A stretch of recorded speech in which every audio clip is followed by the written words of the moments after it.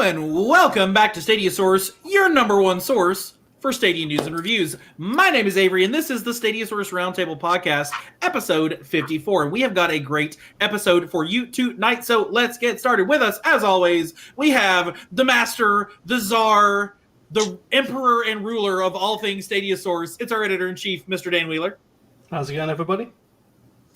Good to see you, as always, Dan. And right below him in that box is the woman, the myth, the mystery behind all things Stadia Source branding, colors, design, marketing, logos, woodworking, circles, merchandising, circles, triangles, Phoenix designs. It's Scarlet Stream. Hiya, gang of turkeys. Oh, that's an easy one. Gang of turkeys. I like it. Justin's like, okay. I'm sure he's watched every episode of Stadia Source Roundtable. Every episode. He knows exactly what that's for. Our special guest tonight has a Kickstarter where the pledge balance is climbing higher and higher into the sky every day. From Paratope, it's Justin Bocchino. Welcome to Stadia Sources Roundtable. So good to have you. So good to have you on the show. We'll give you a chance to introduce yourself in just a moment. But before we do that, did you know you can get the Stadia Source Roundtable podcast as an actual podcast? Search for Stadia Source on Spotify, Pocket Casts, Apple Podcasts, or wherever it is you happen to get podcasts. And if you're watching us live, we want you to be a part of the chat, especially as we have a guest here that you might want to ask some questions of. So be sure to say hi in the chat. And if you want to make absolutely certain we bring up your question, your comment, your emoji of choice, hit that super chat button or that super sticker button to show your support for Stadia Source. Last but not least, you can become a part of the Stadia Source family by hitting that join Dutton bound below. That's already 4 minutes into the stream. Members get amazing perks from exclusive community play live streams to early access videos to Stadia Source merch. Like that gorgeous hat on that man's head right there. So click the join button down below to learn more, become a member. Justin, so good to have you on the show tonight. As you all in the audience can imagine, Skyclimbers gonna be the hot topic tonight. I'm just telling you now. So we'll get much more into Paratope and Hot Topic, but tell us about you. Tell us about your, kind of what you do at Paratope and your gaming history and experience and projects that you love to talk about. So I actually started as a musician. You'll see a lot of instruments and speakers around, and still I'm a composer, so I compose the music for the game. But particularly my entrance to gaming came through playing games like Minecraft, or, for example, even like older Halo games like Halo 3, where you had the Forge editor, and playing a lot of custom game modes with friends. And eventually I got involved with 3D modeling. And actually my path was music first in an educated sense through university, and then I transitioned into self-taught for things like programming and 3D modeling and texturing and graphics development, anything that has to do with the whole software startup side of things. But then also I really immersed myself with startup culture and the idea of not manipulating, but using tactics to create success. And that's one of the reasons that Kickstarter also became part of my entire entrance to gaming, because the entire process of a Kickstarter is very much a well thought out plan that is partially based off of an intangible asset, which is the virality of a product or the mass adoption of an IP, which you can't really purchase. That's a random fact of reality. But you can do specific things like have good rewards and price your tiers so that they're attractive to backers. That's a little bit of the side tangent, but really Kickstarter, game development, and music have been part of my life for music's been part of my life for 15 years, more like at least 10 years of playing the guitar. And for game development, that was something the last 5 years we've been really involved with my co-founder and myself. Because when we first initially had the idea for this game, it was partially from a custom iteration of a Minecraft game mode. So it was more so of like an ultimate idea, something that might never be possible.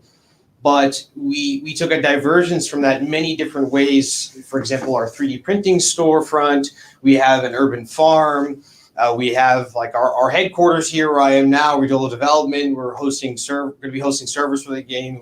We plan to do all these different things with industries that have nothing to do with gaming, and people become skeptical because we're only 2 people. We've been working on it for so long. So with all those side tangents put together, at the end of the day, I'm really just someone who really likes games that make you forget that you're playing a game, and that always comes from a seamless integration of the entire world, being the music all the way to the back end with the way the mechanics work and with the interface for the game.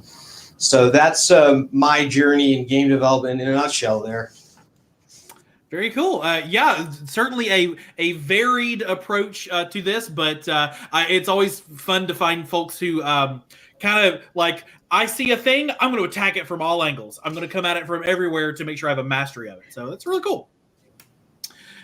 Well, we are going to learn more about what Paratope is up to with that particular. There's like a project that you guys have been doing. I'm to understand something about a game. We'll talk about that in just a little. But before we do, we'll get to the Stadia news of the week, and we'll kick off with what we normally start with, which is a discussion of what we've been playing this week, Stadia or otherwise, if you haven't been playing on Stadia.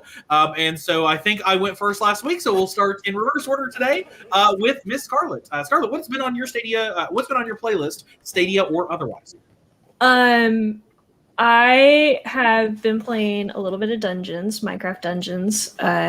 Just when we have the chance, my husband and I play a round or two, trying to get those ancient hunts done. And I really like Pokemon Cafe Don't Judge Me. It's an adorable game, and you don't get to judge me. No judgment here. No. I played stacks on stacks on stacks on a 12-hour marathon. I can't judge anybody on their game choices ever. I love stacks on stacks. It's so much fun. The best part is at the end when you get to wreck everything. With the weird worm that just comes Yeah. It's a very odd game. It's a very odd game. Justin, what's been on your playlist, Stadia or otherwise? Skyclimbers. Been playing a lot of Skyclimbers. What? Mazukai! Mazukai. Yeah, but seriously, I've been playing it pretty much every day because that's how we make the gameplay videos and everything. So, yeah. Very cool. Very, very cool. Dan, what's been on your playlist, Stadia or otherwise? So, I actually did some gaming today, to be fair, but the only reason I kind of jumped on was because I've just recently purchased this. Ooh. What is that? Games X2. Is that from Alienware? I don't actually know, to be fair. Because I thought I'll show you the box. I thought that Alienware made a really high-end mobile device. Oh no, it's not. What does that say? What does that brand say? It is from a Hong Kong company called GameSir. Yeah. Love that. You know what I have Fancy. right here? I have a similar. It's got red and blue on it. Nintendo Switch. Yeah, it's like the Nintendo Switch, yeah. Yeah. This is actually the base. I don't know if autofocus will work here, but this is the base prototype for our custom controller that we got. Nice. We got this from Hong Kong as well, and this is a very standard Bluetooth format. So we're essentially going to strip down the PCB from this, and then implement it in a custom housing that we 3D print. So we're going to very cost effectively be able to produce thousands of these things. Nice. Cool beans. Nice. May have to add that on at the end of the campaign. But yeah, this obviously plugs into the USB port, and you can charge it as well whilst you're playing. Is it USB-C? Yes. Nice. No, it's USB Type A. It's female to male, and it's a huge. Oh man, mechanic. everything just needs to be USB-C. Let's be honest. Serial port. But yeah, I've been using it for a little bit today. The only thing I would say about it, which is a little bit confusing, is like, and you're probably not gonna be able to see this, but like, no, you're not. The A button is there, so it should be here. So they've kind of swapped. They've almost rotated it 90 degrees. Isn't that the Switch does it that way, where it's A B, whereas no, it's A on the bottom, isn't it? No, the Switch is here, and that's. Oh, it is, isn't it? Oh, it is, isn't it? No wonder I'm always so confused when I switch. But to the the Xbox is AB, whereas the Switch is AB. And the Stadia is that as well. So, I mean, I was able to play Destiny. Did you just say the Stadia? The Stadia controller, I meant to say. Okay. What is that? Welcome back to the Stadia source. But obviously, in most games, you can remap the controller anyway. So I was able to play Destiny 2 by just remapping some of the controls around a little bit. But other than that, yeah, it worked absolutely fine how you'd expect it to work. It just felt like you were holding a controller. I also downloaded just to test it because I was at work. Well, I just finished work and I'd gone to pick it up from the place where they dropped it off. And I was like, I don't really want to be using my mobile data while I'm out and about to play Stadia. So I downloaded like Sonic 2 from the Android store and played it on there, obviously. Yeah. Totally out of character for Dan. And also the Sonic 3 mobile port, which is a little secret that's not officially on the App Store. So. And I played a little bit of that. So yeah, Sonic 2, Sonic 3, and Destiny is what I've been playing. Very fun. Oh yeah, speaking of other phone games real quick, because this is fun. I like to replay a game called Inosha 4. And if anybody here likes ye old style, like Octopath Traveler, all that good stuff, Inosha 4. Check that one out. Sonic Source. There you go, Eli. That's who we're going to be. Oh, yeah, I remember those games. It was like Inosha and Xenonia were the two, like, mobile RPG action-y. Yeah, Inosha 4 is fantastic. Very fun. Anyway. Well, as for me, I actually played something on Stadia this week. What? Shocker. It's only been like 2 weeks since I last played a Stadia game. Actually, I actually went to Google the My Account area, and it had been 18 days. Oh. That's probably not good for the host of a Stadia-based podcast. So we had I won't be looking at my info. Yes. So probably not ideal. It's funny you say that because when we were VR developers for years, we did VR development as our primary bread and butter for other companies, and I never used the VR. After the first 3 months of having the VR, I loved it, and then once I started doing it and I had to do it laboriously, I wouldn't want to touch it. Yeah. It's like when you work at a restaurant, you're like, no, I can't eat cheesesteaks ever again because that's all I've been cooking for. Maybe that's my excuse. I play too much Stadia, and now I don't know. Yeah, that's a good excuse. I would say that for VR, and I know one of the questions we're going to get into has to do with VR, and really the thing with VR is that the user retention time is almost never exceeds 1 hour, and even more rarely exceeds 2 to 4 hours. And that's so prohibitive for a product that really thrives on sustained playtime like a game. Yeah, I desperately want an Oculus Quest 2 at some point in my future. We're about to buy a house, and so that might be a possibility. Honey, you're in the chat. So I'm just saying, everybody in the chat, tell Liz that when we move, I get a Quest 2. But even then, I'm like, Beat Saber for about 30 minutes, and then I'm good. I'll make you a wall holder for it. You can have a fancy. See? You've seen it, right? You've seen the one that I made, right? I have. So I get fancy things. So, but I did play. We had a nice little Stadia Source internal game thing on Saturday, and we played some Outcasters, and we played Bomberman, and we played Secret Neighbor, which was weirdly fun. It's the slightly child version of Among Us plus Dead by Daylight. It's very interesting. It's a very interesting combo. Add those games to my previously played as well. Yeah. Apparently, me getting a Quest is not a top priority at all from my lovely wife. But everybody in the chat seems to be encouraging. Except for Eli. Eli, fight for me. Fight for me, Eli. We need to bring Eli onto here. Yes. No, you're not allowed until you advocate for me to get a Switch. All right. But other than that, it has been a lot of Final Fantasy XIV just nonstop. I finally got to the end of the 2.0 ARR content. I'd been there before. I knew it was coming. No spoilers for anybody who plays Final Fantasy. But the end of that first major story arc, and you're like, no! And I knew it was coming, and there was nothing I could do to stop it, because you get to, for those who have not played this, you get to this point where they're like, it's the end of the arc, and so it's nothing but, so you click on this person, and it's like, you are about to enter a series of non-skippable cutscenes that will last an extended period of time. Are you sure you want to continue? You're like, but like Final Fantasy is ridiculous that way. Like, what are you about to do to me? And so I hit go on it at like 7:30, and I wasn't done till 8:30, and I hadn't even pressed a thing on the keyboard. It was just a half hour.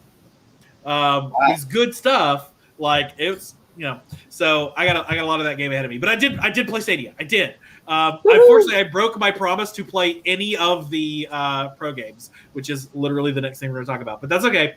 I'll play them. I swear. I'll play them this weekend. I promise. I promise all of you. Hold me accountable. Ask me next week. That's what I've been playing. So let's get into the news of the week. We've had a lot of Stadia news this week, bits and pieces, new games and good stuff like that. Of course, biggest thing in the Stadia universe this week is that all of the March Pro games got released. So we got 4 games released to Pro: Pixel Junk Raiders, a Stadia exclusive, Avicii and Vector, Reigns, and Pac-Man Mega Tunnel Battle. Has anybody had an opportunity to jump in and play any of these yet? So this is probably one of the few months where I've actually claimed every game.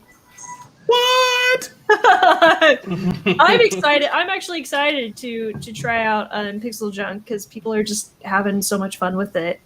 Avicii feels a lot like Thumper, so I might play it like twice and then be done. Reigns, I literally know nothing about, so yeah. Reigns is Tinder for the medieval age of being a king. You literally swipe left and swipe right on decisions you would make as a king. My lord, should we go to war with the Western? Yes, no. You know what? I'm gonna try it now. Tinder for war. It's Tinder for medieval simulation management.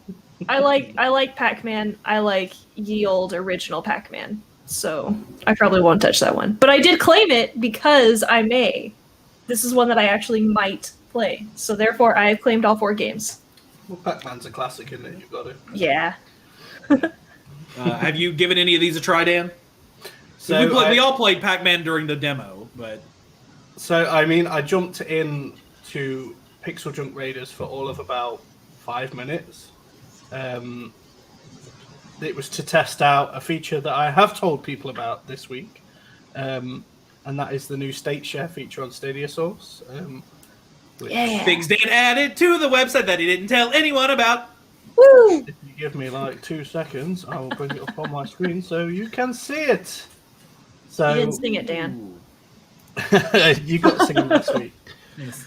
But yeah, so the idea being is that obviously people can share their states here as well. The website does all of the like thumbnail and what game it is and stuff like that. You just have to fill in a description of what it's about. So, you know what I mean, if you want to say what it is the mission involves or what you're up against or what you have to do to complete it, you can write it in there. And then obviously people can give it a thumbs up or an up vote or a down vote. Nice. There's all sorts of sorting options, and you can just hit play, and it takes you straight to Stadia, and you can play that version. So, I jumped into that just to test it to make sure it works and to get the free achievement that you get with it. So, but that's all I've played of these. Nice. Very cool. Yeah, and that's true. Eli's reminding me in the chat that Dan did announce this feature when Hitman launched. So whatever. Yeah, but I added a load of new stuff to it. Like as of yesterday, you can sort it and filter it. And all sorts of extra things that I wrote on Twitter. So, yeah. There you go. So, Justin, if Skyclimbers incorporates any of those Stadia enhanced features, the SEFs, you might have your states right there. You do share states. Woo-hoo. That'd be There's fantastic. more features on the website as well, but you'll have to wait and find out. That's fantastic.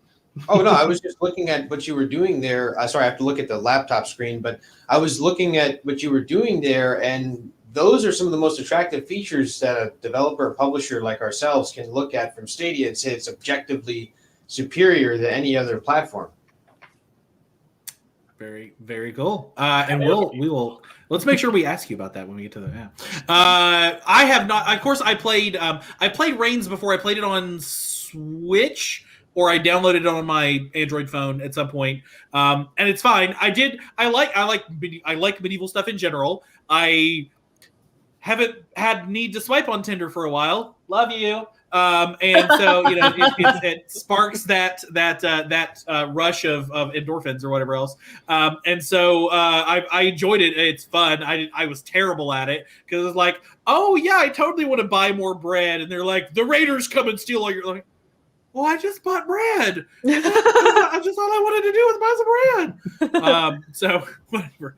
And I did play I played Pac-Man Mega Tunnel Battle the first time around during the demos, and I've seen a couple of folks have mentioned that the game feels a little more polished than the demos, which of course they've had 4 more months to do it or whatever else, and it feels a little more slick. So I will get back in there. Maybe we'll do now that everybody can play Pac-Man, but there's still no mechanism to like group. Is there? Like you're still just putting in a random seed. So I would totally resurrect Playground for a Sunday. But if I can't get anybody in, I guess depending on the number of people playing, you'd all end up together anyways. But we'll find out.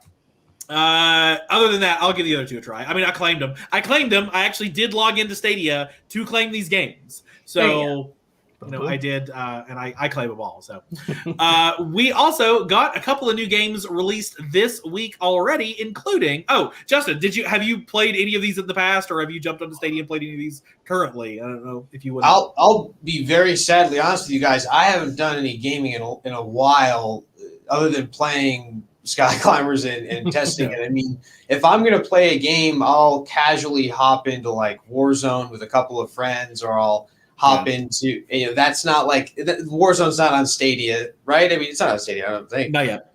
That's why I have to go to at some point. But like, honestly, that's really the only game I've played recently casually. The other games that I would play like in longer play sessions would be like Minecraft or Northgard, neither of which are on Stadia.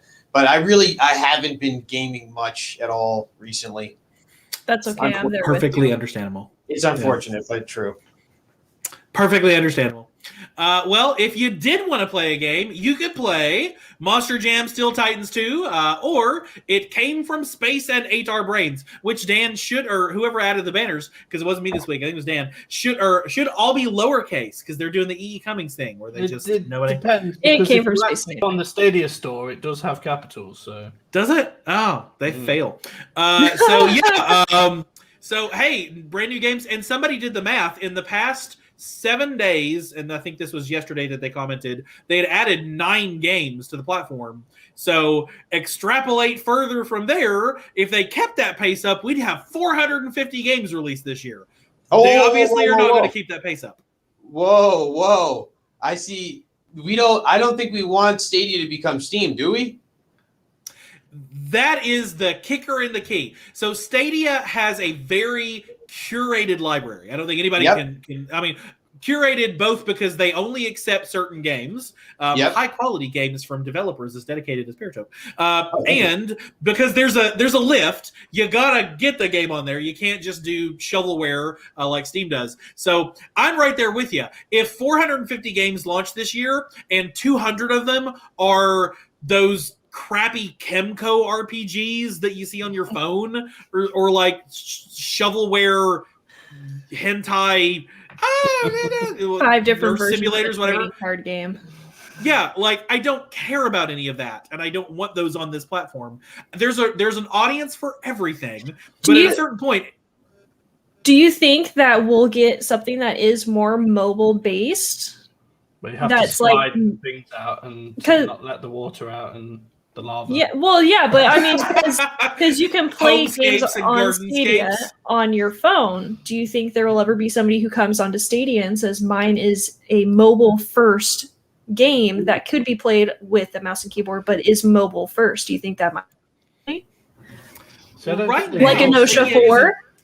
Like Stadia doesn't support touch. It supports touch controls, but it doesn't support actual touch. Somebody who's downloaded and played Reigns, tell me if you can physically swipe on the screen, because I don't think you can. On your phone. Because Or I'm they have it assuming still when for you emulate play with control. controller, you swipe with your sticks, right? Yeah. Yeah. Okay. So- Interesting. But I think a large Uh, majority of the mobile games probably like they're not powerful. They're not powerful enough to need Stadia. Like you could just Yeah, put them on and they the already store have and be Google done with Play them. Store. Yeah. Yeah. It's I don't know. It's just thought. Just an interesting. I mean, Bejeweled on Stadia? Why not? okay, but I love Bejeweled, so I mean, they probably do will love be Bejeweled. because they do have like the fancy ports of them, like the Xbox Live Arcade versions and stuff like that. Yeah. From I don't know. It'll be interesting. Let's see what happens. No, They've done hentai crazy games things are with not Tetris. coming to Stadia, Eli. No, not a thing. Not a thing. I mean, we have had Bomberman, Pac-Man. Oh, Jetman, Senpai! No, not a thing. No. I will say Monster Jam Steel Titans, not in my wheelhouse, not a game that I am even remotely vaguely interested in. I know this is on Anthony's radar because the first one didn't have multiplayer on it, whereas this one does. So no doubt he's probably challenged a whole bunch of people at this already. And We will have Steel Titans beef coming up soon. He'll stick a cowboy hat on his giant killer. yeah, just for Justin, we usually have someone on the show called Anthony who wears a cowboy hat, and he likes to challenge everybody that he possibly can in games. It's a lot of fun, but he couldn't. There would be a beat us. Skyclimbers beef by the end of the show. Yeah, if you He can put has, some like- sort of like competition thing in it, I'm sure there is anyway. But just Literally make has sure- a beef with everybody except me, which I find hilarious. yeah. Because you're wonderful. Oh, hey, he uses EOS webcam utility as well. Sweet. Yeah. High five. So we'll see. Well, hopefully, do we still have you audio? Can you hear me? Yes. We can hear you. Okay. I'm switching batteries. Sorry. Switching batteries. No worries. No worries. You need to get one of those plug-in ones. I will send you a link on Discord of the one that I use. Please do. I'm sorry about that. You're fine. You're good. Yeah, but It Came for Space and Ate Our Brains is on my interest list, but it's also like $20. So it's just gonna be pro. And who was it? Somebody commented in the chat that I got it right. Yes, Eli again. I predicted Pac-Man and Reigns were going pro, and I was right. Range was one of mine though, but you stole it. So That doesn't count. If you course it didn't does. do the thing, no, it doesn't count at all. Give the autofocus a second. We have Justin, who is a cryptid in the far woods, coming to us. you're doing his mom impression. The mystery of the studio. There we go. We have your Sorry hand. about that. Perfect. You're good. We are. It is focused on your speaker and your keyboard right now. Maybe It does not like you. manually do it or something. Live That's a podcasting, sweet folks. speaker. That is. That's a nice speaker. Is that a Korg? Is that a Triton? Or is that a what do you got back there? That is a Yamaha HS10. Can you see me now? Am I clear now? Yes, you are clear. You're Crystal. coming in clear. You are coming in All clear. right, sir. Thank you, sir. Yes. gosh. I'm a motif series guy myself when it comes to Yamaha. But everybody has their things they like. Former music majors. Let's. What else did I want to get rid Let's of? move on. Okay, we're gonna move on. But hey, more games launching. More games launching. Saints Row the Third coming tomorrow. Scarlett, I know this is nowhere near your wheelhouse. Like No. nowhere. When they announced that you can use a giant purple marital device as a weapon in this game, I'm like, this is not on Scarlett's radar. Not at all. No. I'm not even gonna ask. I'm just gonna See, I pretend. can't wait to literally run around naked. Well, fly around the city naked to Hadaway's "What Is Love" on repeat. It's probably my favorite. We're not making that a YouTube short. Yeah, I wouldn't know. I mean, it does get pixelated, but There's a joke there that I'm also going to skip. But we'll also get a copyright strike if you do that. So you can't do that. You can't, or we're going to claim. That well, is okay. horrible. Well, I'll just mute the audio, but you'll see my camera in the bottom just going like that. Dun, dun, dun, dun. It's Then you'll know what it is. Yeah. And this is not a game on my list either. It looks funny and It's like an absurd Theft Auto GTA. E. It's like if you took Yeah. GTA to the absurd. That's not even a word. To the most absurd degree that you possibly can. Like It's fun, especially when you get all the powers, like because obviously you can kind of fly around, like you can swing on stuff like Spider-Man and Superman. And I don't know if you guys ever played a game called Prototype back in the day on Xbox. Oh, that was a sick game. Yeah, you gained all these powers that like you could like manipulate your body so that you could run through cars and just send them flying and stuff like that. Yeah, that game didn't perform very well. It didn't sell very well, but a very innovative. It was almost like a ward class you would play, and you could transform all these different Deoxys-like forms that would allow you to have a big arm or like big legs, and you could destroy parts of the environment. Really cool game. Yeah, it's like the closest I've ever come to one of those kinds of games is like APB Reloaded on Steam. Oh, you heard that? I played the heck out of the game with my. We would just like dance around in circles and then like shoot people and run away. Yeah. Again, the more just Scarlett's inner violent streak just comes out more and more every show. And Eli never leaves it alone. Every time he comes in, he always quotes me. I don't mind killing people. You're so sneaky and you don't mind killing people. That's what we love. You're an assassin. You are if the Assassin's Creed didn't have so much vulgarity in it, that would be a perfect series for you. Yeah, actually it would. Also, super villain. Yeah. Justin, did you ever get a chance to play any of the Saints Row games? Anywhere near your radar? I played Saints Row, I think 3 or 2. I don't remember which one. I played a little bit of that. Not too much Saints Row. I played a fair amount of GTA. I played a lot of GTA 4 on Xbox 360. I never had GTA 3 for our PS2. My brother played that a lot. I used to think Saints Row was just a poor man's GTA, like.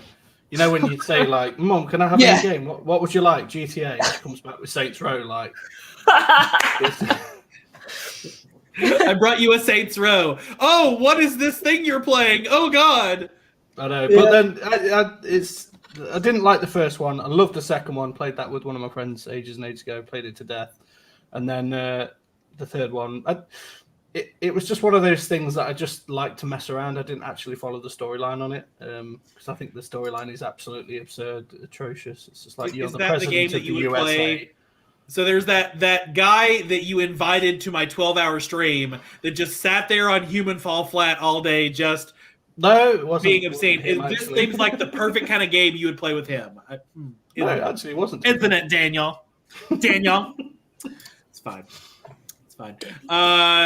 So, other games, kind of in that same vein, we got, or not in that same vein. I'm sure the developers of Kaze and the Wild Masks would not like the comparison to Saints Row. We now have another game that is a smaller profile game that is on pre-order now. So Justin, pre-orders have not been widely used on Stadia. I think there are a multitude of suppositions is not the word that I want, but a multitude of theories as to why that is the case. Part of it being, well, they don't charge you until the game goes live, and there's nothing to download. So if you just click buy and play, you're playing in 30 seconds. So why do you need a pre-order? Right. But there have been a handful of games that have come out on pre-order, and it's usually the big ticket games like Cyberpunk, and Far Cry, New Dawn, and Immortals: Phoenix Rising. And so this Kaze and the Wild Masks is a Stadia Makers game. It'll be one of your cousins in the Stadia Makers programs, and it's more of like a $20-$30 game. What is it currently? 30, I think, on pre-order. Yeah, Dan, you run a website that has these. So, to see a game on the smaller side also get added get some promotion. Get some promotion and marketing support from Google is excellent to see. In fact, I'm going to hit View on Stadia Store, and I'll tell you exactly what the pre-order value is. It is currently pre-ordering at. It won't let me pre-order. Interesting. But the page is still there. That's weird. Well, it's coming out in 3 weeks anyway. I don't know. With pre-orders, there has to be like a decent enough of an incentive for me. Like with more than just like a hat. I think for example, for us with our roadmap, we may do a pre-order with a free first edition to season pass or something like that. That would be fun because then you're getting in and you're getting a $10 item basically. Yeah. Because the season pass is going to be $10 every quarter. And the trick for us is, can we actually implement a season pass in the first delivery window, the first quarter? Yeah. If we can actually do that, then that'll also make sense for Pro, because with Pro we were going to have a different monetization structure. It's a very important thing that they stress when I talk to Kirk, is the whole monetization structure of your game, so that Pro doesn't become a monetary loss for both parties. Sorry, there's a little bit of a rant there. No, we are all about the inside baseball on Stadia here. Like, that's totally. I just saw Scarlett give the mom stare of death. So I'm assuming you've had a visitor in your studio. I just saw you go. No, I heard it downstairs, and it was more a mom look of concern. Oh, okay. It's either too loud or too quiet. That's where it gets. Yeah. But Kaze looks super, super fun. It very much reminds me of like the Super Nintendo platformers. I was a huge fan of like Bubsy and Sonic and Sonic and all those platformers. And this one kind of has got like the Monster Boy thing going on, where you can get different masks, even different power-ups, and it's got which is also, I guess, the Majora's Mask thing. So this one hit all my buttons. It is no Crash Bandicoot. Sorry, Jim. But one of our good friends in the chat is a Crash Bandicoot mega fan. Yes, $29.99 bundle pre-order. With the bundle, you get pre-order skins and the game. So yeah, again, skins. I've never been a person motivated by skins or achievements or any of the collectible type things. I'm the person that's motivated by, like, in Assassin's Creed, when there are 7,000 dots on the map and you get rid of the dots by finding them, that motivates me. Like, just getting the hats, even though I will say, the more I get into Final Fantasy playing that again, like, I'm like, ooh, I like that hat. Oh no, I just got a new hat and I have to get rid of the hat I liked. Oh wait, no I don't. Glamour system. So I'm guessing you've never played Crackdown then. I did play Crackdown. I just didn't you care have to about find all the things. All the little it's like add the little points to your good going, agent. You found you're gonna jump higher now. Yeah, totally. So yeah, I'm looking forward to this game. It's cute. It's $30. It's $30. So again, that's good. That's good to see a game that's. Oh, go ahead, Scarlett. No, so we have a general idea that the lower priced games usually end up becoming pro. So a lot of people end up holding off for a while and don't buy just because they wonder if it's going to be a pro game. But I think 30 for itself is kind of pushing the envelope of 50-50. Usually 20 or under, we're like, that's going to go pro at some point. They're going to they launched it for pay. It's going to go pro. If it's 20 or under, 30's on the line, and then we've only ever had one game more expensive than that go totally pro, and that was F1 2020, which was a $60 game that went totally pro, but it's a 2-year-old game at that point. So, it's. But there's also even if it's a game that's like $10, if it's like $10, it's like, I'm going to show my support anyway and give him my $10 because why not? Like Uno Ultimate, I bought that. It was also on sale for like $4, so why not? Show your support for that struggling indie developer, Ubisoft. Okay, no, come play Uno with me is what I'm saying. That's true. Yes. There you heard it here, guys. Scarlett, Uno stream as soon as she gets back in to ready. Yes. Whenever that happens. Well, hey, the more games, the merrier. It looks cool. I'll play it, whether it's free or at some point. I might actually just request a key. We haven't requested stream keys in a while. I might just do a first look of Kaze. There you go. Yeah. Hey, can I? Yeah. Get on that. What else is happening? A bunch of games have gotten several games have gotten rated. MotoGP 21, always good to see more sequels to games and stuff. And Darksiders 2 Definitive Edition. I love it. Good pun. When I saw that the first time, I only saw it in our headline in my RSS feed. I hadn't seen the graphics, so I'm like, "Oh, Lee, did you misspell definitive? Oh, ouch, that's embarrassing." And then I saw that he didn't, so I'm like, "Okay, you're good." Our news manager is great spelling. He's wonderful. So second game in the Darksiders series to launch with us. We already had Darksiders Genesis. Now we're getting Darksiders 2 Definitive.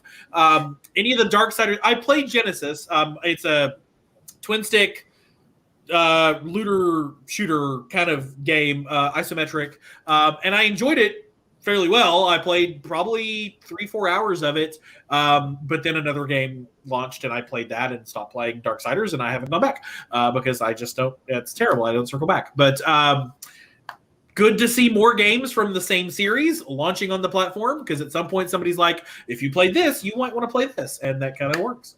Is anybody given? I'm happy that Darksiders. Well, I mean, we've had Darksiders 3 been rated as well for Stadia, but that was rated ages and ages ago. And usually, when we get a rating, they tend to come out like not long afterwards, if you know what I mean. So, I'm a little bit cautious to when or if that's going to be coming out anytime soon. But MotoGP was another one, because obviously we've got MotoGP 20 on Stadia, and when this was originally announced, it didn't have any Stadia logos on it anywhere. And like we kind of, I think some of us have got into this mindset that we're going to get every version of a game that comes out now if there's already one on Stadia, which, I mean, theoretically makes sense, but it's not a guarantee. Like, so happy to see this one finally get a rating, even if it's something I'm not going to play. But I'm just waiting for Madden 2007 to come out on the platform. That's all I want. Either of these games on your radar? Justin, did you ever play any of the Darksiders games? No, haven't played the Darksiders games. I would say that, unfortunately, I'm not as in tune as I should be with what games are coming out on every platform. I really am not. I end up the competition, man. Yeah, I end up getting more tunnel vision just looking at because our community has kind of consumed my entire being. It's just like every second is just dedicated to responding and providing for the community. So I've been sapped of any ability to connect with the mainstream. But I'll have to do better of that. Hopefully, if I come on again next time, I'll have played some games on Stadia. I mean, that's sort of how I feel with like Stadia Source. I mean, I sometimes I'm faced with like I've got a couple of hours free. Do I play a game or do I build something for the website? Or right. It never ends, because anytime you have 4 hours set aside, you're going to go, well, I could do a 3D model, or I could update the roadmap, or I could do some programming. This is various things. I understand this pain so much. I could be doing this, but I'm a one person, so I could also do this or this. There's no and ever. Yeah. Right. So I mean, it kind of looks a little bit bad when we all come on Stadia Source, like the podcast. It's like, what have you played this week?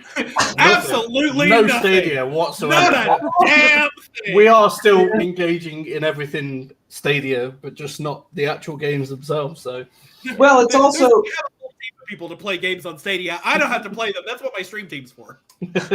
Well, also, as you guys are pointing out, I mean, it's just such a new platform. It takes time for it to maturing in a lot of popular games for people to want to play. So I think that it's very reasonable for someone who even is a Stadia adopter and is very optimistic about the platform to not play it that much yet, because the library is not that big. And if you've already played a thing, for when Stadia first came out, I had my last console before Stadia was the PlayStation 2.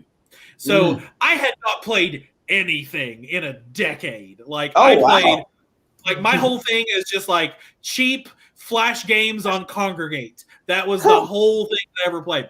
So to then actually get to play like Stadia games, and like the first game I bought was Final Fantasy 15. It had been out for like 5 years, but it was the only Final Fantasy game I'd never played in the numerical series. And I was like, oh, Stadia makes that a possibility.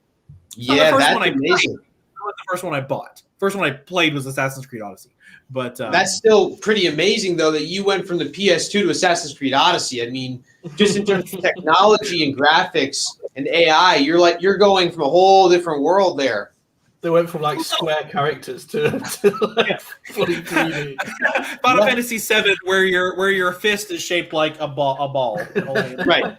Right. on the end of a So that's one of the biggest benefits to Stadia is you access an entire community of a player base that you would never access if it weren't for the whole cloud infrastructure platform. In the integration to user, the seamlessness, the ability to not have to download games, to not own hardware, it's the future. It's already here. You heard it straight from the developer's mouth. Just saying. I can't believe you phrased this way, but I'm going to click on the label. The Terraria versus Google beef has been squashed. This is why we don't let Dan do banners. When I was writing that, I was like, I know he's going to point fun at that. And I left it in anyway, so it was worth it. No, why squashed and not squished? Asking the real question. I look at squashed as pushed down. I look at squished as like a single thing got squished, whereas a situation got squashed. Avery pulling an explanation out of his butt. Pretty much. Let me in the chat. Squashed or squished? Tell us what you prefer. So, for those of you who've been living under Terraria, a small pixelated rock that you put in a Terraria world. Yeah, that's a good one. The developers behind Terraria got their account back, and they're back on Stadia, and everything's fine. Like we always knew it was gonna be. Like it's fine. The next real question, has he done the right thing and made a separate account for all of his business communications like a smart person would? Solve the underlying problem. Yeah, you hate to see it. I was going to say that you always see this with indie devs. They use their name. Even look at No Man's Sky. If you look at No Man's Sky's Twitter, it's Sean Murray. Does that make any sense to anyone? Why does it say, if I want to tweet at No Man's Sky's official game account, I at Sean Murray? That doesn't make any sense. It's unprofessional. It's highly egotistical. It's egocentric. And it means that the developer is not committed to letting go of their personal ego Twitter to just get a new Twitter account with the right name, or even just change the name. I mean, it takes 5 seconds. You click settings, you change the @ and you're done. I mean, I've got about 103 subscribers on my personal YouTube. I don't really ever put anything on it anymore. It's just a dumping ground. But like, I could have made the Stadia Source YouTube just that and started off with 100 subscriber head start. But yeah, but as you found, I mean, you guys are doing fantastic on YouTube. You have what, almost almost 2K subs. That's fantastic. 1.69. Yeah, that's great. I mean. And the beauty is that when you start fresh, you have the opportunity to have a clean slate and not have older, less polished versions of whatever your web development was that people are going to go, oh, well, this Stadia Source looks cool, but look at this old video. It's not that good. We have that happen with the game where someone pulls up an old video of like a prototype and they're like, oh, well, what's this? You know, so it always comes back to remind your viewers, your community of like the past, which can be a good thing. But in general, that's kind of a side tangent. The whole thing with Terraria is done by many indie devs. I even see Kickstarters where the Kickstarter is, you look at, well, who's responsible for the Kickstarter? It says like someone's name. That's not a great representation for the backers, because the backers aren't backing a person. They're backing a project with assuming multiple people or a team behind it. This is a whole business strategy. We're going to go into a small business tangent here. Please.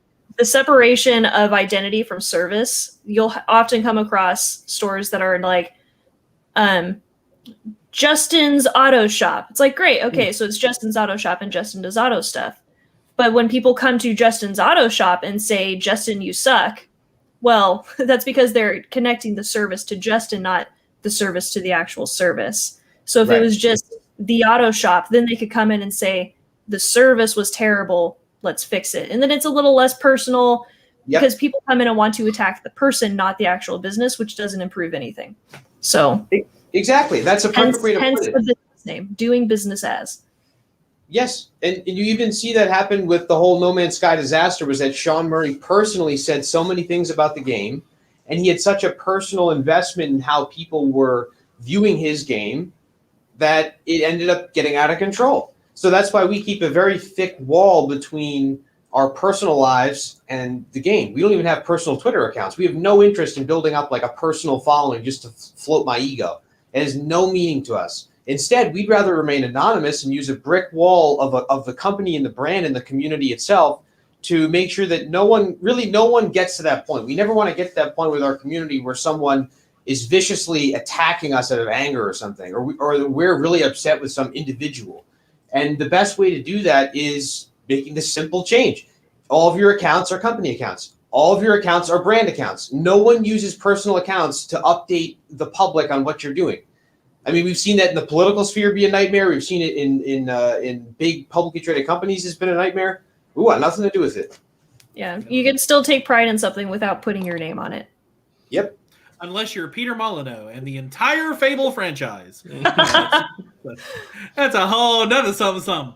But I just feel like the damage has kind of already been done with this, because I mean, we had all the headlines. It was on every single, you know what I mean, game outlet, and, gaming press. And people being like, "Go look, see Stadia." And it's like also, now that I'm sorry to cut you off. What I was just going to say is that if we know psychology, people only remember negative events, and they do remember some positive events of insane proportion. But if you have something that's like 25% on the negative scale, you'll remember it more than something that's 50% in the positive scale. So everyone, if they if you were to look at in 6 months from now and ask, like, oh, well, do you remember anything about Terraria and Stadia? People won't remember that it's actually on Stadia. They'll remember that it's not that the time when it wasn't on Stadia. So as you said, the damage is already done. Yeah, and I bet most of the websites that probably publish the story have either not followed up to say that it's been resolved, or they've added some kind of low-key update to the article at the bottom. Terraria is actually going to be on Stadia, and then that's it. Do you know what I mean? So, like, we see, and that doesn't change the headline. It doesn't change what shows up in the RSS feed. Doesn't show up like. And he got what he wanted. He threw a tantrum on Twitter, and he got what he wanted. A bunch of websites retweeted him, and then suddenly, bugger all that. Yeah, I mean, there are some good. I mean, our whole relationship with Stadia itself accelerated very quickly based on the Twitter activity. So that can be a voice thing for the people, where a group of any community can come together, start retweeting and adding companies and getting them to respond. Although, thankfully, I was glad to hear that they had actually observed what we were doing and were interested in the game and were going to approach us, because it's also not healthy to have like what you have with Terraria, where an individual is basically rallying up a mob and then demanding things, because that can get very dangerous. I think Stadia just came to realize, oh, the people do care, therefore we'll approach you sooner. Well, basically, yeah. I don't think that it was too much of a mob that was uncontrollable, because it was just like, it made sense. We wanted to go to Stadia. You guys want us to come to Stadia. So it's just like, okay, well, let's get going, you know? Yeah. That's what I was saying.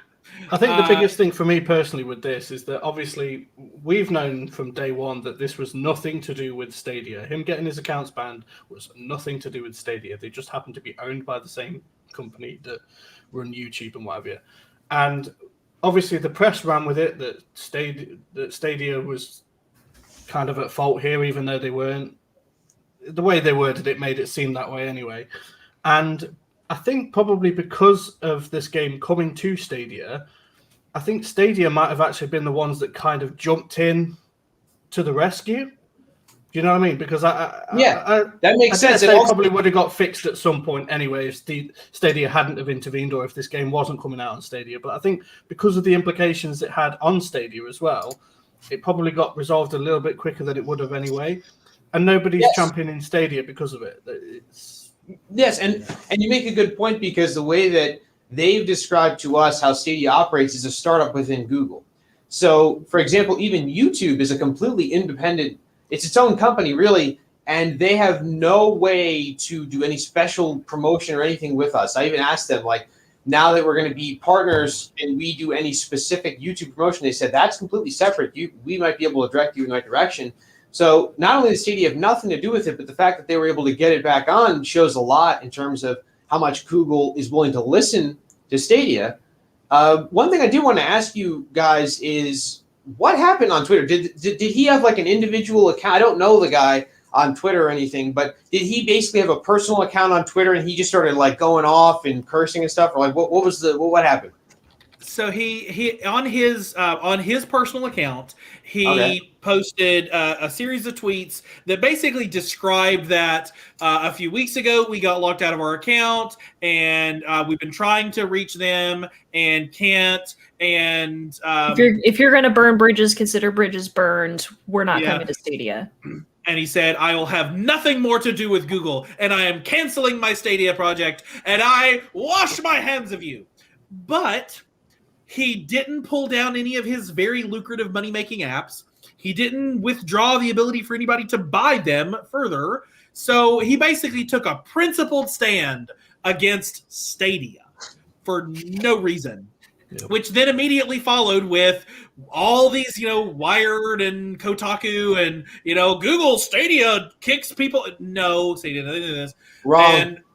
It got what he wanted. He threw his tantrum. He got his game, and then he's like, magnanimously, we shall allow you to have Terraria on Stadia, even despite the fact that I'm sure there were contracts that were signed with penalties that would have implied that this was the end of this anyways. As a person who just recently signed a Stadia contract, I'm sure you're aware that you don't just walk away from a contract with an organization as large as Google. Nope, Yeah. So- you don't, and that's just such a prime example, such a mess. Oh God. Anyway. well, let us very quickly breeze past two other, one a mess and one not a mess, even though a mess of a game. Oh, that's horrible. No. So there was also this big, huge expose that came out last week about Stadia spent all this money on these things, and they canceled some very high-profile projects, including a Hideo Kojima exclusive and all this other stuff. And Google basically said, no, none of that's true. We've never had a contract with any of these people. Completely false. Once again, though, the damage is done. Everybody's Yep, like, the damage Google is done. Google canceled a Kojima project? They're stupid. Yep. I saw the coverage of this on Brian's show, the Nerf Report, and they literally just run with false narrative headlines. It's almost like a political thing. Mm-hmm. Yeah, it's the clicks. Infuriating.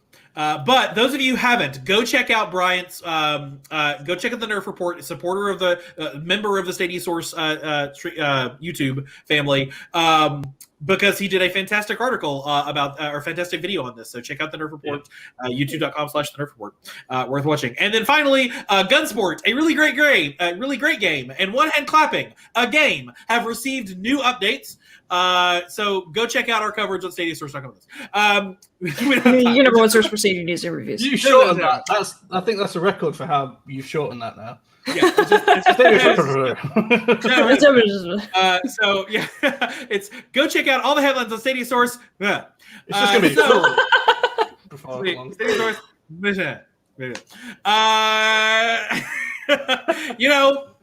You look at them and you see defenders of the world. All I see is my dad wearing tights he got from the Hot Topic. Oh, So good. All right, now the question is, do you recognize that quote? Nope. I don't think I've ever recognized. Hi, Brian. anyone who's Brian's in done the ever, chat. so. Brian. Hey, with the shout out Brian. in the chat. welcome to the chat. He was lurking and heard his name. That quote was from the movie Sky High. Oh, I've seen that movie. Oh. I've seen that movie. That's a cool Oh, movie. together. Yeah. Oh, okay. Bada boom. So You're really obviously- scraping now, Avery. that was a good one. I googled I loved quotes it. about the sky, okay, or quotes from movies. You I could was have done looking like for Castle something in from. the Sky. I looked for that. I looked for October Sky, also a great movie. Yeah. Filmed very close to me, actually, when I lived in Tennessee. So obviously, with Justin here, the hot topic of the night is gonna be Skyclimbers on Stadia, and all of the process. As we are writing, Skyclimbers. Actually, I'm gonna pull it up for a live update. On Yeah, the has it Skyclimbers changed since we Kickstarter. added it in? It has. You gained another $500. Nice. $261,844 with 4783 backers and 6 days left to go. Based on an original goal of 25,000, I think you guys are probably a little happy with kind of where things are so far in that. So just right out of the gate, before we got some questions we want to make sure we ask you. And folks in the chat, if you have any questions about Skyclimber, about Skyclimbers, and their process or the game or anything, post them in the chat. We will absolutely get to your questions as we go through here. So just to start, what has been just your reaction? I mean, you guys are a small studio. Number one, how many folks are in Paratope? And what's been the reaction to just the climbing toward the sky of this Kickstarter? So it's been crazy. I mean, there's only 2 of us. So yeah, it's been very crazy. And overall, the process has been very, well, partially surprising. The internal goal for the campaign was always 250,000.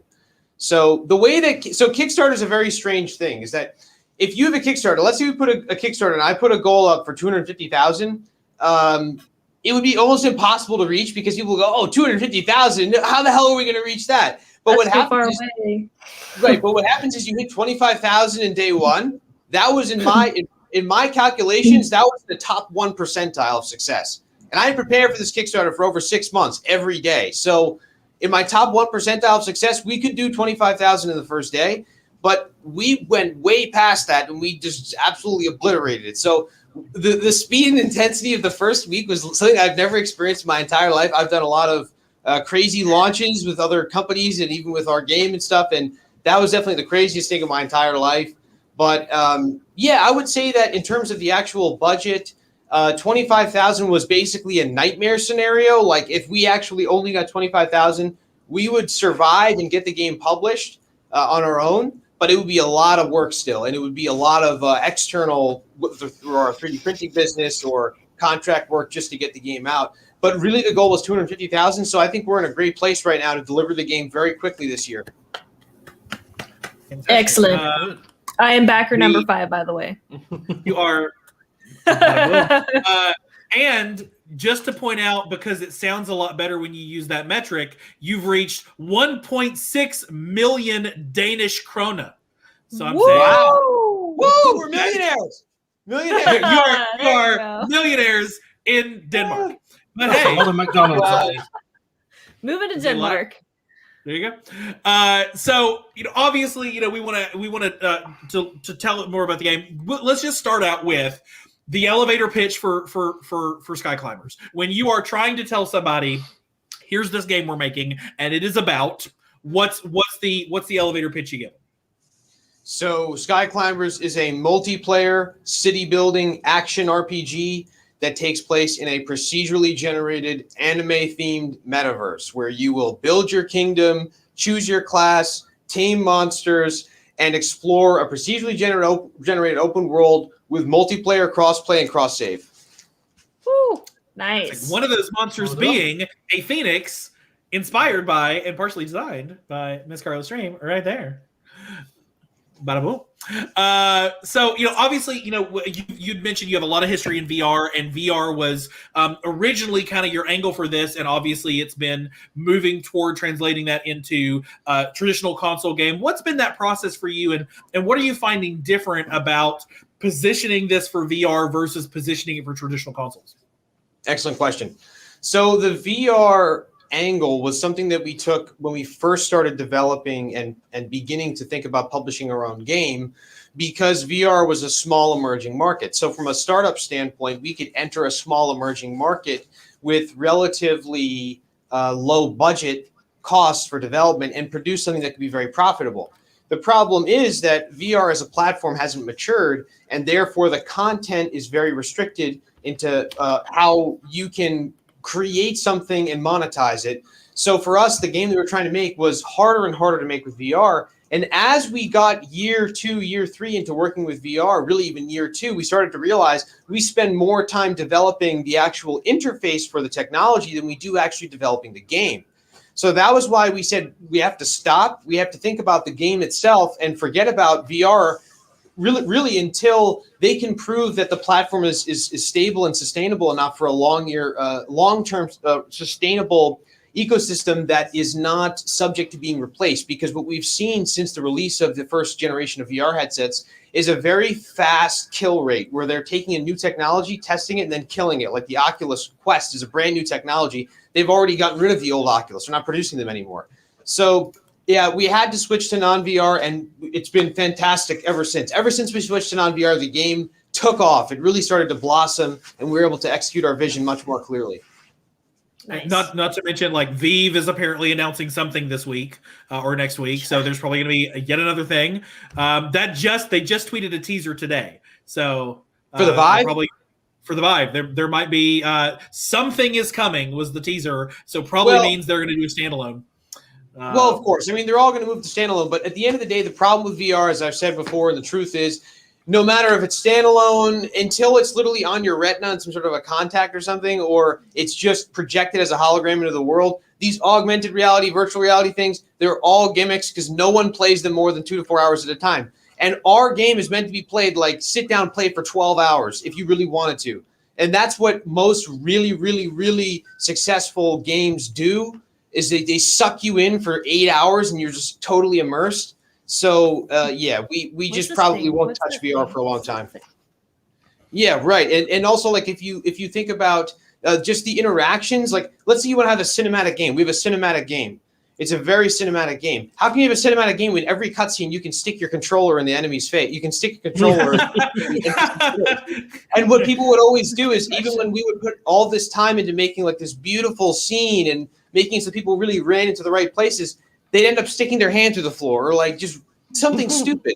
So VR is unfortunately not in a state where we want to touch it, but we are hopeful that in 2 to 3 years we can come back to it and really provide something that is worthwhile to the community and as well as the developer, because right now it's just not worthwhile for a developer to come in and make a game like ours, a very complex game, and actually have full VR support with body tracking. There's not enough money to be made from the actual customers, and also the technical debt required to actually get it executed versus the hardware requirements to really do it right. The numbers just don't add up right now. Makes sense. Yeah. So obviously we know you're coming out on I know 2 cloud platforms at the moment. Obviously, one of them being Stadia and GeForce Now. Which of those platforms are you most excited for your game to come out on? And also, which one was the most difficult to negotiate a release on as well? Spill the tea. Well, in general, I remember the question. So from all the platforms, to go backwards first, all the platforms that we've applied to, the most difficult to get into is PlayStation. Because to get into PlayStation, they have more strict company requirements. I would say that when you look at the scale, it's like Steam, consoles, and PlayStation. And then somewhere in the middle is Stadia and GeForce Now. Now, GeForce Now reached out to us personally because my thesis is that obviously they're trying to compete with Stadia as a cloud provider. So they wanted to be the first ones to give us a contract before Stadia had even given us a contract. So it was like a Twitter war almost, where GeForce was like, hey, you see what's going on with Stadia? Just throw these guys a contract. Give them some cards. And then so that went really quickly. And we were like, oh, sure, grab GPUs. Okay, we're coming. So, and also the fact that obviously GeForce Now is a great platform. It's a very cheap buy-in, and a lot of people are open to it. People trust NVIDIA. I think GeForce Now is a great platform. But when it comes to Stadia, I would say, and platforms in general, the most exciting platform for me personally would probably be Stadia. And that's from a genuine sense because it's the only platform that provides a really unique interface for its community and its players. Crowd play, crowd share, stage share. These features just don't exist on any other platform. I mean, you have things like screenshot share in console games and things like that, but you don't have full-on YouTube live premieres where you can have community members join into your live game. And since we are very much involved, and myself personally is very much involved with promoting the game on YouTube, and YouTube is one of the primary sources that games are promoted. And if your game is actually live in the YouTube's playtime and search algorithm, you're probably going to do very well in all markets. If you look at Minecraft or Fortnite or any other big gaming success like Valheim. So being able to deploy the game updates through a YouTube premiere that Stadia hosted is proprietary to Stadia, and it makes it very valuable. Awesome. We're gonna skip around here on our list. What's your most favorite aspect of the game and why? So, like, why are you excited to share it with us? I'm definitely most excited about the procedural element of the game. The fact that the game is randomly generated is very attractive to myself because I've always desired games that essentially have no boundaries and are more sandbox oriented, but also games that look really nice. So most procedurally generated games don't look very good. They look kind of like I don't know. They look like programmer art. No Man's Sky's come a long way. I think No Man's Sky has some really beautiful aspects to the algorithm because it's a different algorithm fundamentally than ours. So ours, while limited in the sense that we can't generate full voxelized spheres or planets, the detail of the maps is very robust, and the actual consistency of the art style is maintained through the procedural generation. So for me as a player and a gamer, that's the most attractive part, generally speaking, about the game.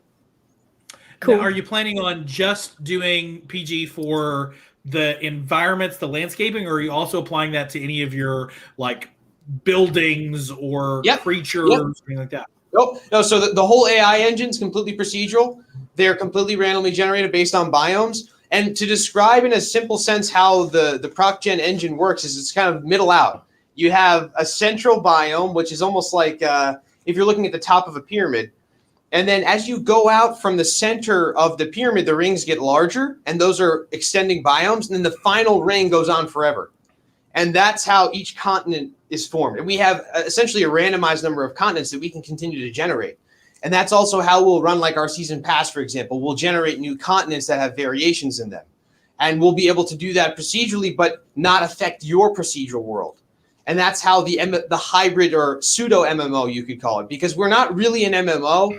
And this is a bit of a side tangent, but we're really not an MMO, but we're using hybrid features like the ability to have a persistent character through locally hosted co-op and then have another character for dedicated servers. It gives an MMO style of gameplay and allows the monetization model to be similar. Oh, got to change the battery. No worries. We'll give you just a moment. Folks in the chat, don't forget, if you have any questions for Justin, for Paratope, post those in the chat because we'll take some time at the end to make sure that everybody gets an opportunity. Well, I want to say everybody because I'll choose the questions, so it's not going to be everybody. Only if you support me getting an Oculus Quest. But make sure that everybody gets that opportunity. If you haven't, and just as while Justin's resetting there, if you haven't checked out the Kickstarter for it, I mean, obviously just search Skyclimbers, all one word. You'll see the Kickstarter, you'll see the trailers with that lovely Stadia logo right there on the thing, which we love to see, and the stretch goals and all those kind of things. It's a fantastic looking game. Some of the creatures are just unbelievably adorable, and yes, Jem, there are going to be bears, and yes, I'm pretty sure they're going to be big enough that you could ride the bear. Because the Phoenix is actually big enough to ride, so...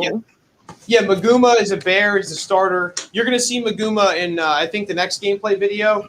Or, if not the next gameplay video, the video after that, you're going to see a bear. Nice. You are going to see a bear, Jam. Bears. Bear with us. Bear with us. Bear with us. So, obviously... There's the multiplayer aspect, there's the city building aspect, all that kind of stuff. Are you looking toward doing any kind of like a story or single player campaign to go along with that? Oh yeah. So basically, this is how this will work in general, is that the world itself has the story embedded into it. So there is always going to be a story where you have these ancient artifacts that are spread around the procedural world, and you're essentially just finding them, reconnecting them, and then building a planetary network so you can travel to other continents and planets. And that's where you'll also unlock new nuggets of the lore. Each time you find one of these temples or these pyramids, these artifacts. So there's that, and then we also eventually want to do a story dedicated mode where we use some of our VTubers and like real characters from the game's metaverse, and we have a directed story. But that won't be until post initial release. Until release, it's all embedded into the world, something that you can experience alone or with friends. Good, Fair. because I'm very much not a multiplayer person unless it's things like Cake Bash. So Yeah, that's really cool. I mean, we want to make sure people can play the game completely offline and have the same quality of experience. awesome.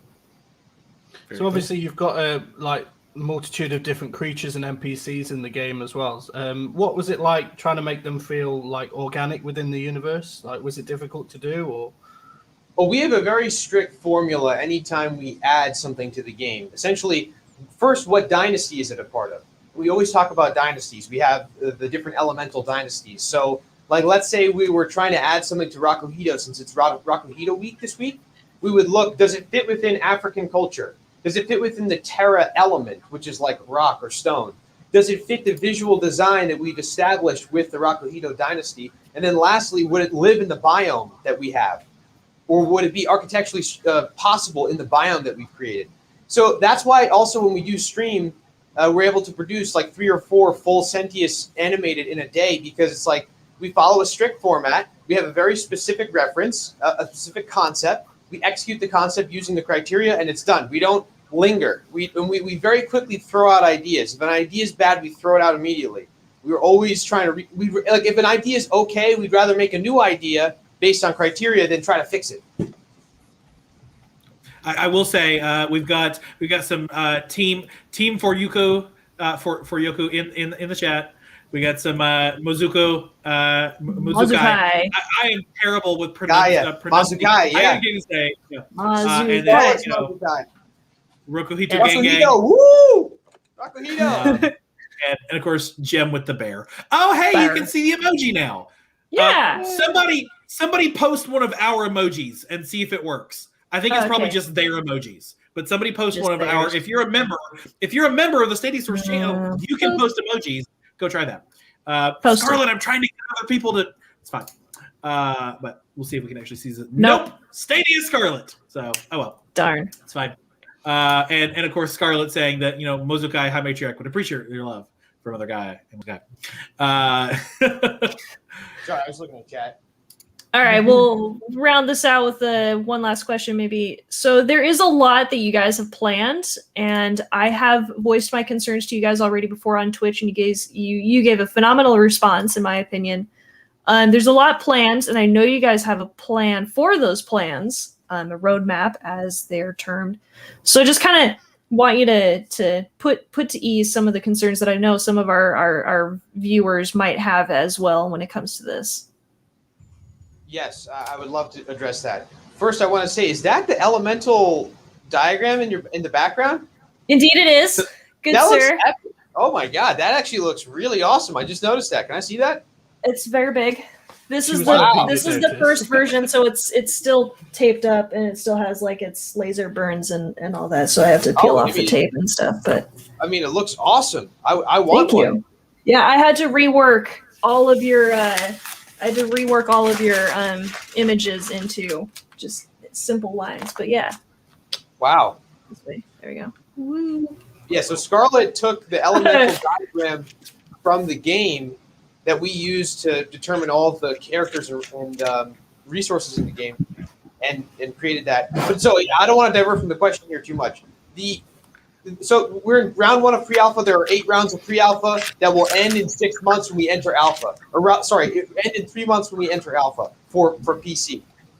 In roughly 4 months, we will enter alpha for PC. How we will do that specifically, every round of pre-alpha has a specific feature set. We're going to be uploading a full public Trello roadmap later tonight. I actually reviewed it today after looking at your question. So excellent. Trello is a really good place to do that. Yeah, we use Trello for everything with our business, whether it be the game, the actual company itself has a separate Trello. For QA, we have a Trello. For our printing business, we have a Trello. So let's say, for example, we're in round 1 of pre-alpha. It's coming to a close, and we've kind of slowed down the actual deployment of pre-alpha so that we could accommodate the Kickstarter. But in the case of round 1, it's very simple. Single biome, infinite generation, a basic survival game loop, and open world components. You've seen all those in gameplay videos, and we've demonstrated the engine. We haven't shown you like a seamless hour-long going through infinite, but that will be coming just to prove to you guys that it is infinitely generated. And then in round 2, we move into basic progression systems. And that will include the actual leveling of the character and implementing the skill tree and the skill tree for the Sentius. And I could go on and on for every single round. There's 8 rounds. But the idea is that we hammer out the basics of the game within the next 8 rounds. Now that the actual engine has been established over the last couple of years and the basics of the game fundamentally have been established, we're now going to execute the mechanics and then move into alpha, at which point the alpha state is geared towards networking and bringing all of the development support from pre-alpha and networking into full-blown dedicated servers, and also having more robust co-op features. At that point, we then move to the beta state, which is early access.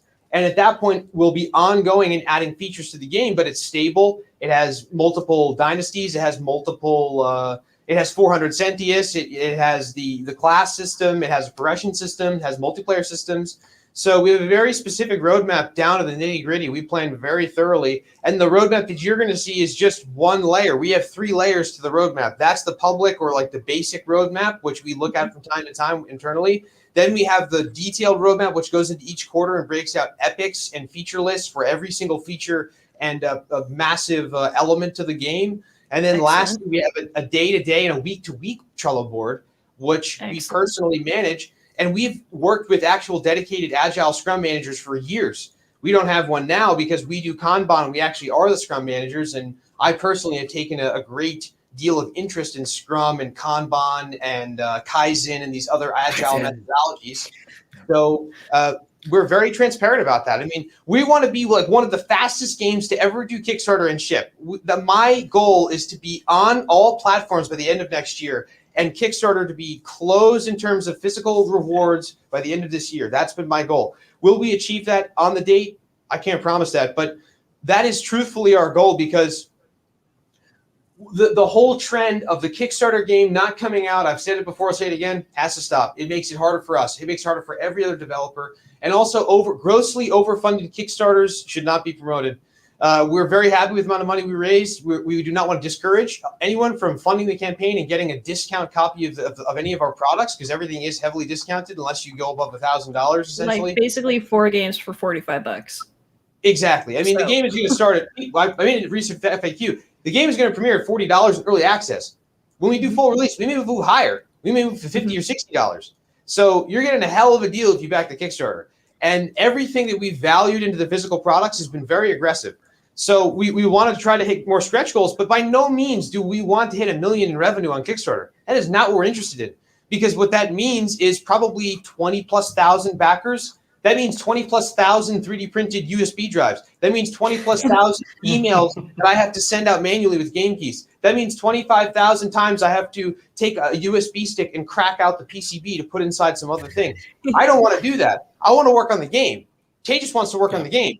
We all want to work on the game. You guys want us to work on the game. No one wants us to send 25,000 emails. So the idea is come in, destroy your goal, make a good amount of your funding target, then say, okay, guys, that's great. Let's get a couple more little stretch goals and let's ship the game. Because everyone's better off if the game releases quickly and makes a ton of money then, so that everyone can benefit. Everyone can play the game, the company can grow, the game can expand. But when you raise $10 million on Kickstarter, basically the CEO pays him $250,000. He pays himself $250,000, like in Chronicles of Valyria, which we'll get into how we're actually going to spend the money. And we'll never do anything like that. But the guy literally paid himself $225,000 to do nothing. So that's what happens. And then you get a game that never comes out. It turns into a money laundering scheme almost, where they just take the money and don't use it for anything, and then no one gets a game. So we think that the whole Kickstarter ecosystem, while flawed, can change the industry, but it has to be adapted. And to just continue my rant to how we'll use the funds, because I know that's another one of your questions. So yeah, go ahead. I don't know if you guys know, but we're working with a company called BackerKit. So most of the biggest games, very popular for Kickstarters. Yeah, most of the biggest games that have come out in the last 5 years have used BackerKit or BackerCamp to fund the advertising. So by the end of this thing, I mean, we're going to be fronting a heavy advertising bill upwards of $20,000 easily. And then on top of that, we have to pay Kickstarter their 5% share. Then we have to pay the processing fee and the taxes. Once all that's taken care of, the remaining funds, 70% we target to go towards development. That means paying Tejas and myself a basic engineer salary of around $50,000 per year, rated per how long we actually work on the game.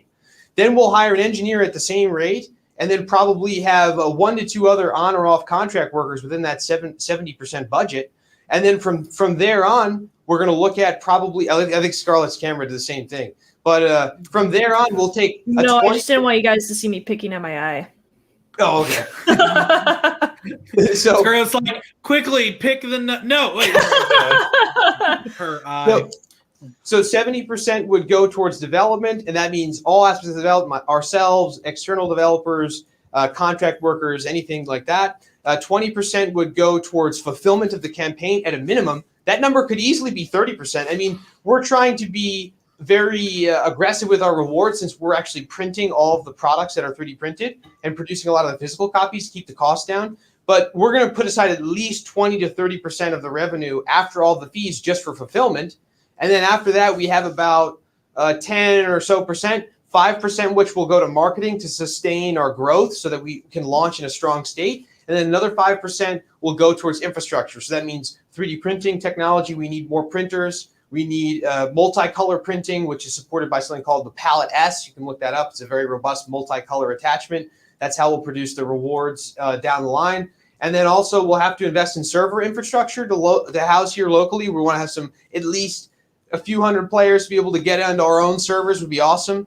So yeah, we've got a very strict budget. And but since I expected us to, in an ideal scenario, at a 10% success rate, get to at least 250K, I have budgets for up to 500K.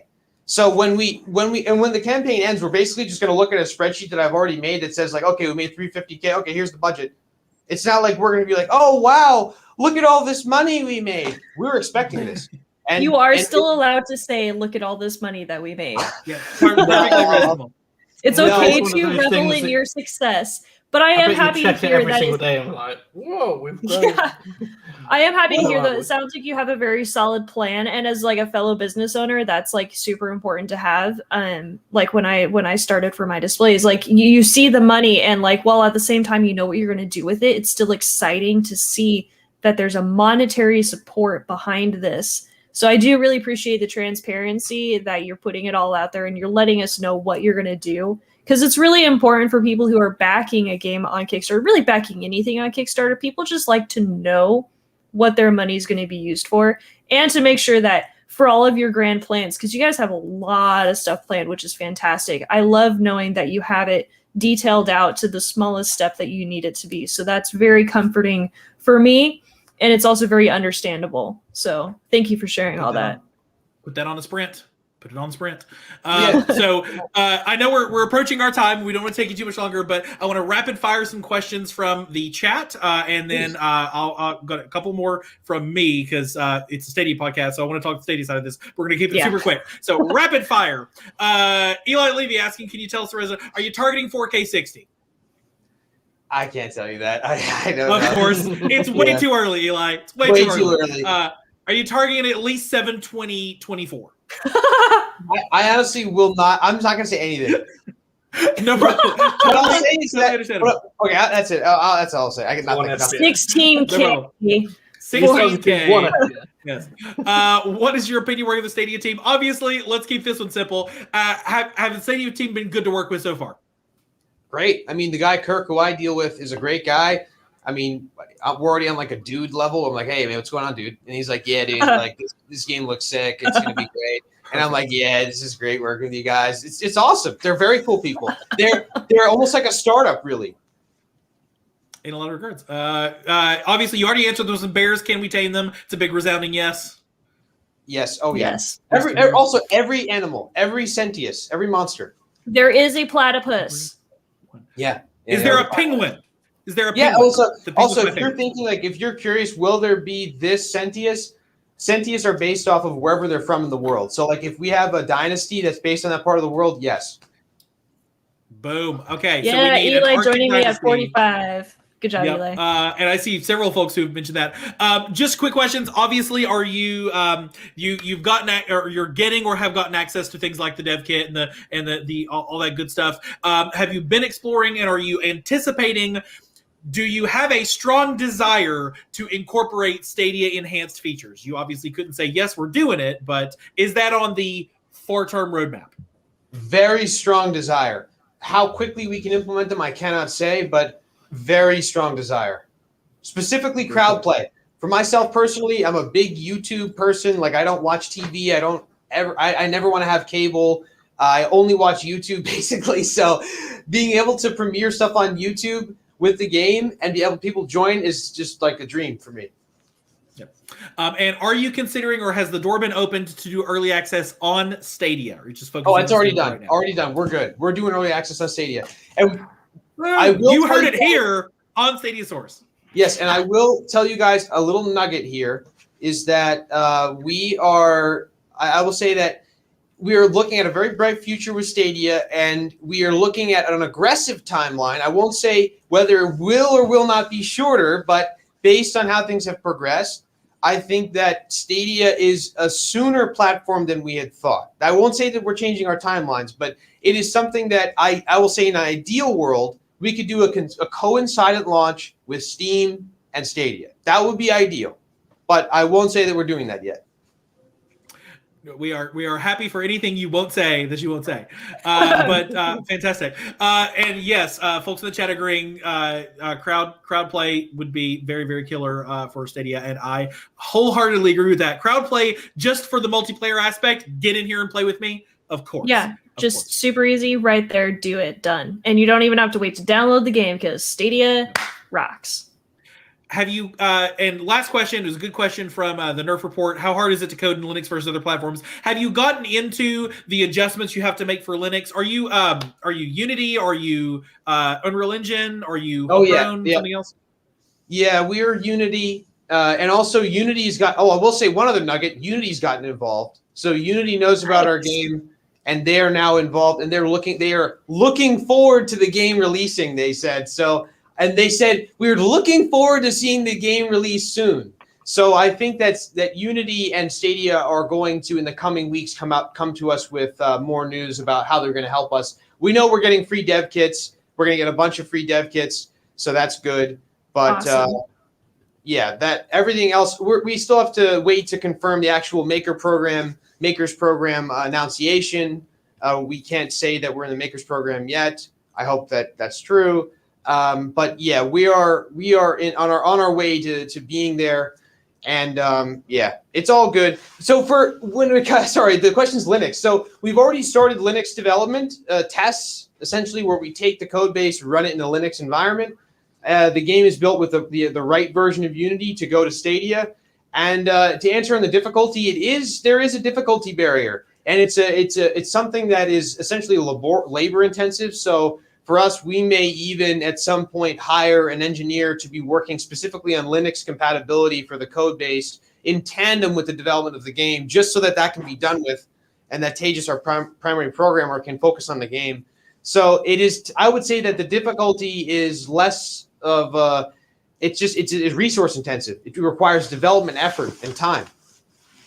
There's only so many dev hours in the day, and there are only so many tickets you can knock out in a day. So Indeed. Totally understandable. Obviously, Skyclimbers, huge. You guys have just been smashing your stretch goals, and it is so good. You added backers during the stream from the stream, so we will call that a victory for you being on tonight. I am posting the link in the chat right now. So if you have not backed Skyclimbers, you got 6 days, folks. You got 6 more days. Can obviously Stadia. I do want to ask one last thing. I know we got to get you out of here, but go ahead, please. Obviously, it would help if I could actually formulate a sentence that would make sense here. The very, very beginning of Skyclimbers, obviously it wasn't 100% of people backing for Stadia, but it seemed like Team Stadia just said, this is a game we want, and they rallied together. What was that like? What was that like for you guys to see the scrappy little Twitter community go, we're making this thing happen? And suddenly, like, your guys like, what is all this hashtag Team Stadia stuff? Oh my God, the Kickstarter. Why do we have 500 notifications? That was easily the most exciting time of my entire life. I mean, that was something I'll never forget, the explosion that happened, really. And overall, it was very inspiring because like you said, this kind of little scrappy Twitter community came together. We got Google to answer us. We got NVIDIA to answer us. We got the game to be a smashing success, the front page of Kickstarter. And it all came from a couple of Reddit posts and really a bunch of Twitter activity. So it's amazing to see. And I would say that overall, the Team Stadia community has been one that's very open-minded, very adoptive of new ideas, very diverse in the amount of different types of people of world origin, like all different countries and ethnical backgrounds. And it's just great to see. Everyone's very adoptive and loving in this community. I think it's because Stadia as a whole is very platform agnostic. It's about just playing games in general. It's not about like PC versus console or Xbox versus that. It's about everyone just playing together on any platform. So Stadia overall has been kind of like the perfect community for us because our game itself is built around all these diverse dynasties that represent different parts of the world. So having a global platform that's platform agnostic, that allows players to play on any device, that allows any person in the world to connect with the game because it represents their cultural heritage in this different world dynasty metaverse. It's like a perfect. It was like a perfect storm of events, and that's why also I was saying on the interview I did last night with Chibeze on Cells and Circuits podcast is that I don't think other developers can come into the space and expect the same thing to happen. I don't think someone can come in and just say like we're bringing our game to Stadia. And the same small Twitter community just comes together and it just happens. I think that that's something that might never happen again. But that might be a good thing because in a way we can normalize Stadia and allow it to just be like, yeah, Stadia is another good platform. Let's all support it. It doesn't have to be like a crazy event, like the sun aligned with the moon and like it just happened to work. Because that's really what happened. I mean, I posted one picture of the dragon Araxos on the subreddit. Because someone on Twitter, like some random username was like, oh, Stadia. They were like, well, what's Stadia? I said, well, the game's coming to Stadia. And then someone was like, oh, well, and they told 3 people. And then they told 3 people. And then I posted one picture of the dragon with the Stadia logo. And that went kind of viral. And since we have some Reddit, like we've done Reddit stuff that's gone viral, we knew how to work it. So we posted the poll. And then that went viral too. So I think that a lot of things just aligned in the universe that were just probably won't happen again. But developers, yes, if you're a developer and you're listening for some reason and you're thinking for some reason, should I put my game on Stadia? The answer is yes, you should. It's not a dead platform. That was the perfect answer to the final question, I think. Absolutely. Well, guys, check out that Kickstarter. The link is in the chat, and their Twitter is in our description of this very video. We'll also post it in the podcast as well. It has been an absolute blast to have you on the show tonight, Justin. If people want to find Paratope on the interwebs and Skyclimber, where can they go?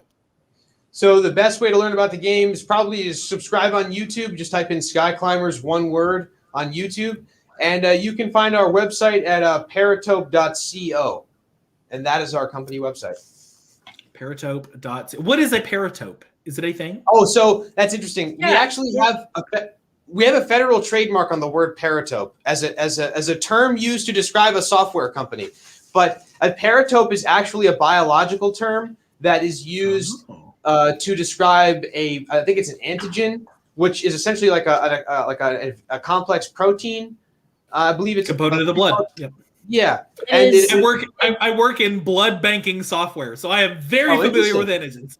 A paratope called an antigen binding site is a part of an antibody which recognizes and binds to an antigen, and it is that Y shape that you see on their logo. Yes, our logo is a paratope, and also one of the reasons that we chose the word paratope, and this might be a little bit of a stretch, is that a paratope is very balanced. It has this perfect triangle of symmetry.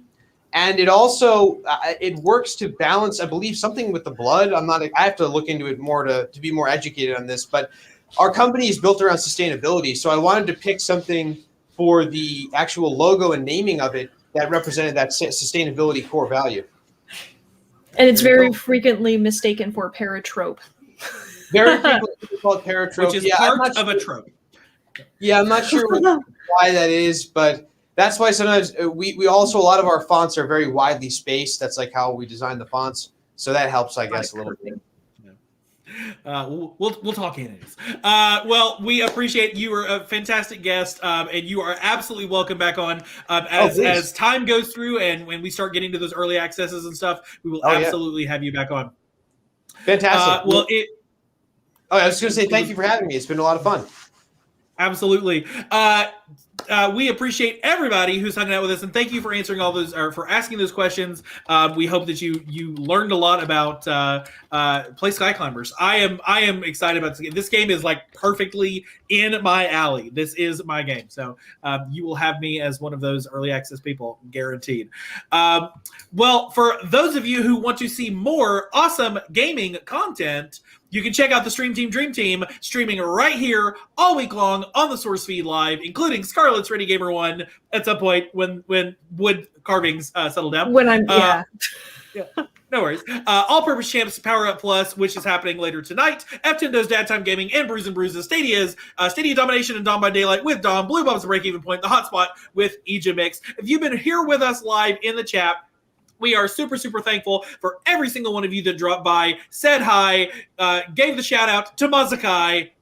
Get the rhyme going, you guys.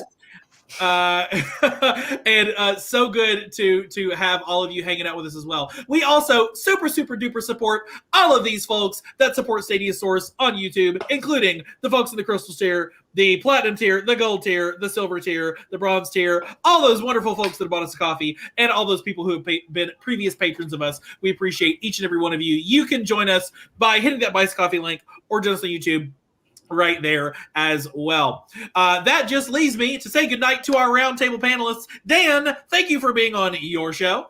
Thank you for having me on my show. Scarlett, thank you for making this connection happen and getting us an awesome guest in Justin tonight. Good to have you on the show as well. Mazukai. Bye, guys.